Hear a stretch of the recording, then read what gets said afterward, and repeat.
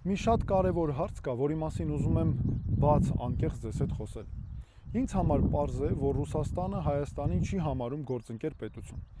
Մեզ նայում է որպես իրենից կախված պետություն։ Նայեք, արգելեցին Հայաստանից ծաղիկների ներմուծումը, կոնյակի ներմուծման հետ կապված արգելքներ, խնդիրներ, ասենք Հայաստանից ծաղիկ այդքան ներմուծվում էր, 100 տարի կոնյակ էր ներմուծվում, այդ ինչ եղավ, որ միանգամից արգելքներ դրվեցին, ջերմուկի հետ կապված խնդիրներ, հայկական իշխանի հետ կապված խնդիրներ, էլի սպառնալիքներ, այս ամենը պարզ է, չէ, որ Ռուսաստանն անում է, որպեսզի իր ուզած հարցերը առաջ տանի, օրինակ նախընտրական այս վիճակում ինչու է նման բան անում, ես կարծում եմ դա անում է, որ կա այս նախընտրական փուլում մասնակցող Մոսկվայի նախընտրած քաղաքական ուժ, տեխնացու եւ արվում է նրանց օգտի համար։ Տեսեք,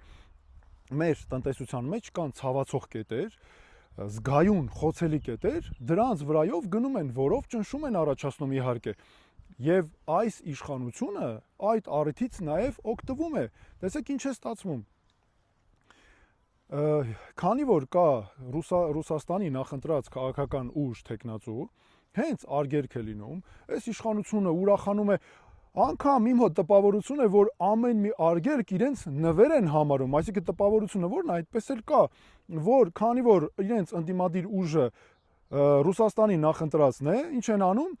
օգտագործում են նրանց վնաս տալու համար, հարվածելու համար, ասելու համար, այ տեսեք, այս ձեր Ռուսաստանը սենց արգելքներ է դնում։ Եվրոպականը գնանք դեպի։ Եվրոպականի դեպքում էլ էլի նորից հույսեր, վախեր, ինչ են ասում, օրինակ տեսեք, կլինի որ այնպես ինչպես Ուկրաինայում Եվրոպա գնալու դեպքում, չգիտեմ, վիզաների ազատականացման հետ կապված մեզ անընդհատ հույսեր են տալի խոստումներ ու ոչինչ տեղի չի ունենում։ Ամենահետաքրքիրը, որ այս երկու պրո-եվրոպական ու պրո-ռուսական տարբեր որ ուժերը կան, նրանք էլ իրար դեմ դարձրել են ներքին պայքարի գործիք։ Օրինակ Եվրոպայի դեպքում ասում են այ կլինի այնպես ինչպես Ուկրաինայում։ Այս պրո-եվրոպականներն էլ հենց Ռուսաստանը արգելք է դնում, ասում են այ տեսեք, այս էլ ձեր Ռուսաստանը կախվածության մեջ են եւ այլն։ Հա, իմիջիալոց նաև ասեմ, այս իշխանության դեպքում էլ նրանք էլ պրո-ադրբեջանական են, հենց ադրբեջանականը,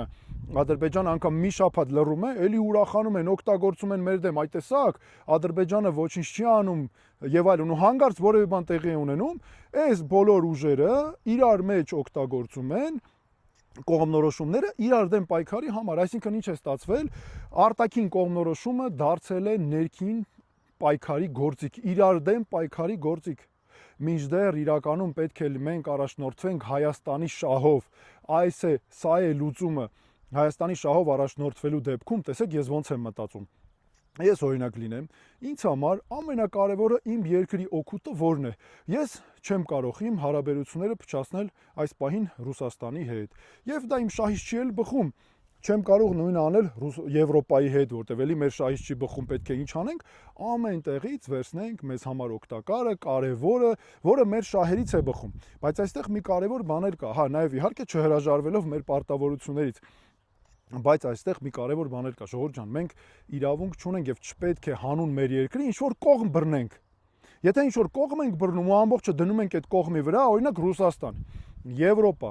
Ամերիկա, չգիտեմ, Ադրբեջան էս իշխանության դեպքում ինչ է տեղի ունենում, մենք ամբողջ պատասխանատվությունը դնում ենք այդ կողմի վրա, օրինակ Ռուսաստան, եւ ասում ենք վերջ, Ռուսաստանն ամեն ինչի մեղավոր եւ այլն, բայց ժողովուրդ ջան, մենք ինքներս մեր հարցերը պետքա լուծենք, այդ երկրներից ամեն մեկը ունի իր շահերը այդ աշխարհակաղակական կենտրոններից եւ ինչ որտեղ բնական է, չէ՞ որ ամեն մեկը պետքա իր հարցերը առաջ տանի, բա ժողովուրդ ջան, մեր հարցերը ով պետքա առաջ տանի, այ հենց մենք, ես, Արման Թաթոյան, ես ղեկավարվում եմ բացառապես Հայաստանի շահով, իմ համար կարևորը Հայաստանի շահն է, իմ երկրին ինչ է պետք, այ այդպես էլ պետք է շարժվենք մինչև վերջ։ Իսկ մինչ այդ, ինչպես ասում են, ես առաջարկում ենք մենք մեր մայրերին, մեր քույրերին, մեր աղջիկներին, դուստրերին ծաղիկներ առնենք, նվիրենք, որ մեր նաև տեղական ծաղիկ արտադրողներին օգնենք, մեր ջերմուկը գնենք, մեր ապրանքը Միջև որ մեր բոլոր հարցերի լուծումները ստանանք, այ երբ լինի Հայաստանում Հայաստանի շահով շարժվող իշխանություն ու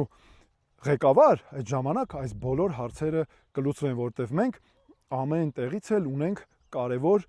հարաբերություններ, օգուտներ ստանալու, տալու նաև, այսպես է ձևավորվում հավասար գործընկերությունը։ Հունիսի 7-ին խնդրում եմ վստահեք մեզ, այս ամենը իմ գաղափարներն են, մեր թիմի գաղափարախոսությունն է։ Վստահեք, որ արդարությունը գա մեր երկիր։ Քվեաթերթիկ համար 6։ Շնորհակալություն։